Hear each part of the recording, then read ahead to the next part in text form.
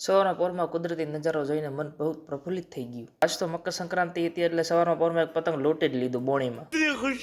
પછી તો સીડિયા ઉપર ચડાવ્યા અને પતંગનો સ્ટોક જોઈ લો આપણો મસ્ત મજાનો. પછી તો ઉપર વ્યાજ્યા બધું લઈને અને પતંગ ચકાવવા માંડ્યા. ભાઈ સીડિયા ફિટ કરવા માંડ્યા. જો એક તમને વસ્તુ દેખાડો, આ છે બરેલીની દોરી છે. હું સુરત થી સ્પેશિયલ મારા ભાઈ લેતો આવ્યો હતો. બહુ મસ્ત મજાની દોરી છે, મજા આવી ગઈ ચકાવવાની પતંગ. આ મારા માટે મોટી પ્રોબ્લેમ છે. દોરો તો આપણે પતંગ જાય પછી ખેંચી લેવી, પછી જે છેડો મળે ને એની તો વાત જાવો જો. માંડ છેડો મેળવો કલાક વહી ગઈ. પછી તો 2-3 પતંગ આવતા હતા સામે, હું મારો ભાઈ બેની નજર ત્યાં, મારું પતંગ એની રીતે ચકતું હતું. પછી તો ભાઈ પતંગ હાથમાં લીધું એટલે બાકા ઝીકી બોલાવા જ મળી. ઉપર એ કોઈ પતંગ નો કોઈનું રહેવા દીધું.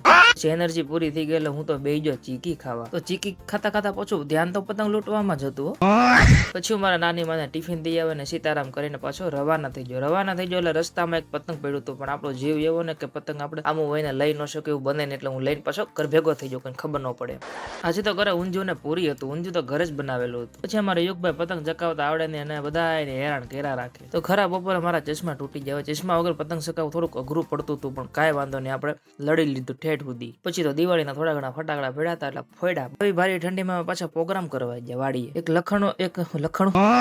એક લસણ ફોલે, એક ડુંગળી ખમણે, એક ટમેટા ખમણે. તો પછી તો થઈ ગયો વઘાર શરૂ ને મસ્ત મજાનું શાક તૈયાર થઈ ગયું. અને પછી ચીક બોલાવ્યું, કારણ કે ભૂખ્યા હતા બધાએ પતંગ ચકાવ્યા હતા. એટલે પછી વિડીયો થાય છે પૂરો. લાઈક, સબસ્ક્રાઇબ, શેર અને કોમેન્ટમાં આપનો અભિપ્રાય જરૂર જણાવજો. ધન્યવાદ અને સીતારામ બધાને.